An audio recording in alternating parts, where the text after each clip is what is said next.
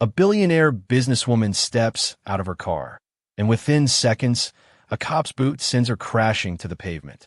Phones are recording, the crowd is furious, but no one realizes who's watching from across the street. And what happens next will flip the whole city upside down. Stop right there. The harsh command cut through the warm afternoon air like a siren, halting the rhythm of the busy downtown street. Conversations died mid-sentence. Car doors hung half open. Even the music spilling from a nearby cafe seemed to fade as dozens of heads turned toward the commotion. Striding through the crowd was a uniformed police officer, his heavy boots striking the pavement in sharp, angry beats. His gaze locked on a tall, elegant black woman who had just stepped from a sleek black sedan. She wore a crisp white suit that caught the sunlight, every detail of her appearance polished and deliberate. Her name was Jordan Hayes, a billionaire tech entrepreneur celebrated for building one of the world's most successful clean energy companies. Only minutes earlier, she'd been smiling, reaching for her phone to text a colleague she planned to meet for a quick lunch.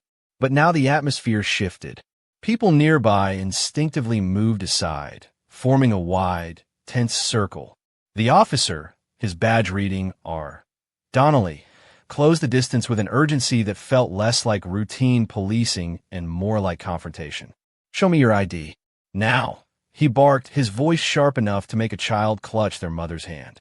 Jordan straightened, her calm presence a stark contrast to his aggression. "Is there a problem, officer?" she asked, her tone steady, each word precise. The question only seemed to inflame him. His jaw tightened, and a muscle twitched beneath the brim of his cap. "Don't talk back," he snapped, stepping closer until the leather of his belt brushed her suit jacket. The crowd murmured, a ripple of unease spreading outward. Jordan's driver started to move toward them, but the officer threw up a hand, stopping him cold. "Stay where you are," Donnelly ordered without even turning his head. Jordan inhaled slowly, the faint scent of exhaust and roasted coffee filling her lungs. She had been in tense negotiations with powerful executives, had faced boardrooms full of skeptical investors, yet nothing compared to the raw hostility radiating from this stranger with a badge. Before she could utter another word, before she could even reach for her identification, Officer Donnelly suddenly lifted his boot and shoved it against her shin, forcing her backward.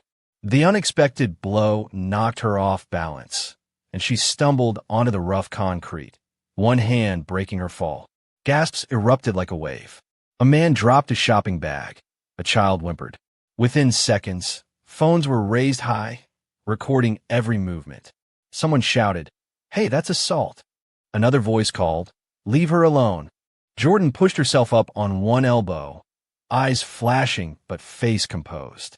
Her white suit, moments ago pristine, now bore a faint streak of gray dust. She met the officer's glare with an unflinching stare of her own, the low hum of traffic and the whisper of dozens of live streams capturing a moment that was already spiraling far beyond this single city block. Across the street, a black SUV sat quietly at the curb, its tinted windows reflecting the flashing neon of a nearby storefront. Inside, Mayor Evelyn Carter, the city's newly elected leader, was finishing a quick call with her chief of staff. She had been on her way to a community meeting, a routine stop in a day packed with back-to-back events. The sudden ripple of commotion outside made her pause mid-sentence.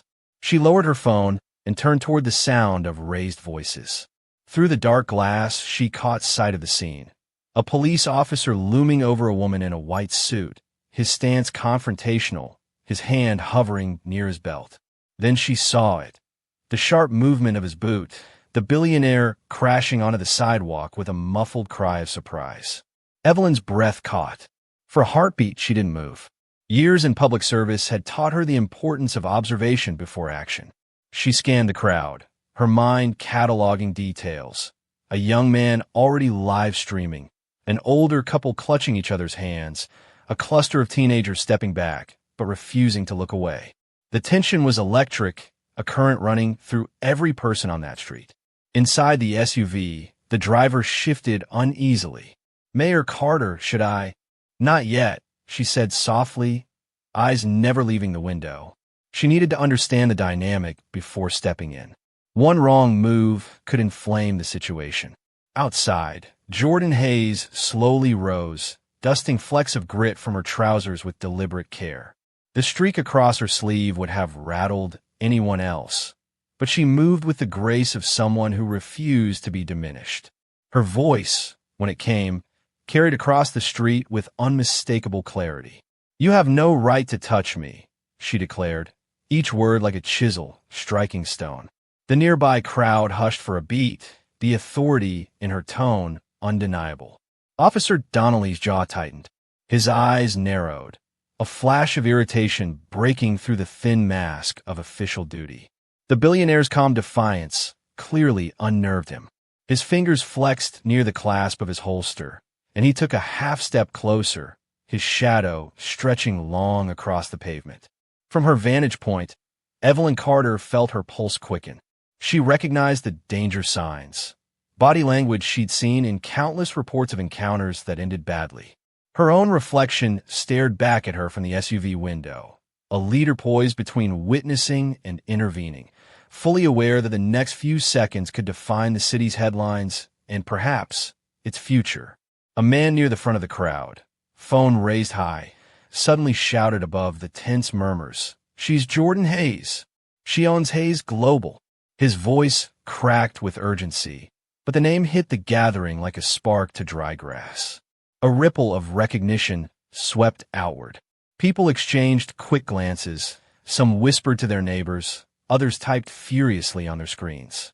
"Hayes Global," a woman near the cafe repeated, disbelief sharpening her words. "They built the solar hub on the east side." Another added, "She funds the free clinic on Maple Avenue. My cousin works there." Within seconds, the quiet outrage grew into a low rumble. Many in this city either worked for Jordan Hayes' company or had benefited from her charitable projects. Hayes Global was more than a household name. It was a lifeline for thousands. Officer Donnelly's expression tightened as he heard the rising chorus of recognition. His eyes darted briefly to the phones pointed in his direction, the small red recording lights unmistakable. He hesitated, shoulders tensing, but pride, mixed with a stubborn defiance, kept him rooted. "I don't care who she is," he snapped, voice louder than before, as if volume could mask the sudden shift in power. "She looks suspicious. That's enough." His words landed like stones, earning gasps and a few sharp rebukes from the crowd. Jordan's driver, who had been standing frozen near the car door, finally found his voice. He hurried forward, hands raised in a gesture of calm. "Officer, please," he said, each syllable deliberate. "She's a respected business leader. Check the license plate. It's registered to her company. There's no cause for this." But Donnelly dismissed the plea with a curt wave of his hand, his gaze flicking to his radio. He pressed the button clipped to his shoulder and called for backup, the clipped codes crackling through the quiet. That single action triggered another wave of alarm. Several bystanders, sensing the moment escalating, began broadcasting live. Notifications chimed across the street like an unexpected storm of bells. News outlets picked up the feeds within minutes. Alerts flashed on screens all around as the city's biggest story unfolded in real time. Parents shielded children's eyes. Strangers exchanged worried looks. The once ordinary downtown block was no longer just a shopping district. It had become a stage for a confrontation the entire city was beginning to watch. Mayor Carter decided it was time. With a single motion, she pushed open the SUV door and stepped onto the sidewalk, the low thud of her heels slicing through the restless noise of the crowd. Conversation stilled as if someone had flipped a switch. Even the officers' radio chatter seemed to fade. Heads turned, and then a collective gasp rolled through the onlookers as recognition spread. The city's mayor was now standing in the middle of the confrontation. She walked with a steady, deliberate stride, the afternoon light glinting off the small city emblem pinned to her lapel. Her presence carried the weight of authority that no uniform could match. Cameras, those of reporters and bystanders alike, swiveled toward her, lenses clicking and phones streaming every step. "Officer Donnelly," she said, her voice firm but edged with unmistakable frost. "Stand down." Now, the command landed like a gavel strike. Donnelly froze, his posture stiffening. He opened his mouth, a reflexive protest ready, but the sight of the mayor's unblinking gaze seemed to drain the words from him. "Mayor, I—" Not another word. Carter cut him off, her tone brooking no argument. Turning from the stunned officer, she faced Jordan Hayes and extended a steady hand. "Miss Hayes, are you hurt?" Jordan accepted the gesture, brushing a faint streak of dust from her sleeve as she rose fully. She inhaled, shoulders squared. "I'm fine," she said, her voice calm but resonant enough for those in the back to hear. "But this is unacceptable." A murmur of agreement rippled through the crowd. People shifted closer, their earlier hesitation replaced by a sense of collective resolve. By now, the first wave of local reporters had arrived. Microphones extended like a sudden forest of black stems. Cameramen crouched for better angles, their red lights blinking. Mayor Carter didn't flinch. She pivoted slightly to face both the cameras and the citizens who had gathered. "This city will not tolerate discrimination or abuse of power," she declared, her words crisp and deliberate. Effective immediately, Officer Donnelly is suspended pending a full investigation by an independent oversight committee. The statement ignited an immediate reaction. Cheers erupted, some clapping, others chanting Jordan's name. A few shouted, "Justice!" The sound swelled until it echoed against the buildings, a rolling affirmation that the balance of power had shifted. Donnelly's face drained of color. The confident posture he'd held minutes earlier sagged as realization settled in. He lowered his radio slowly, eyes darting between the mayor, the crowd, and the countless cameras capturing every flicker of his expression. In a matter of seconds, his authority had evaporated, replaced by the cold weight of public scrutiny and impending consequence. The video went viral before Jordan even reached home. By the time her car pulled into the gated drive, social media feeds were already ablaze. Overnight, millions watched the clip of a uniformed officer kicking one of the nation's most influential black entrepreneurs, replaying the moment frame by frame. Major news outlets cut into regular programming to air the footage. Hashtags demanding justice. Hashtag stand with Jordan. Hashtag justice for all rocketed to the top of trending lists in every major city. Commentators dissected every detail, from the officer's posture to the quiet dignity in Jordan's response. Through it all, Jordan remained composed. She spent the night speaking with her legal team and close advisors, her phone buzzing constantly with messages of support from colleagues, friends, and complete strangers. When dawn broke, she knew she needed to address the public directly. The next morning, she stepped in front of a wall of microphones at her company headquarters. Cameras from around the world were pointed at her. Dressed in a simple navy suit, she began with a steady voice that carried through the crowded room. "This is not just about me," she said, pausing long enough for the words to sink in. "It's about every person who fears unfair treatment because of their skin color. We need real reform now."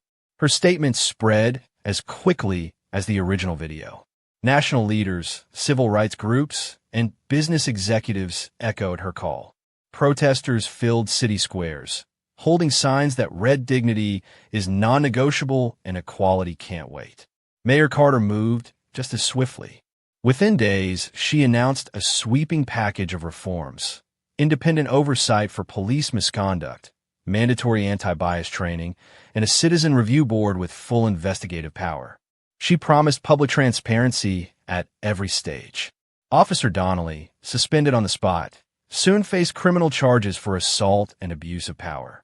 His trial date was set within weeks, and the district attorney pledged a fair but thorough prosecution.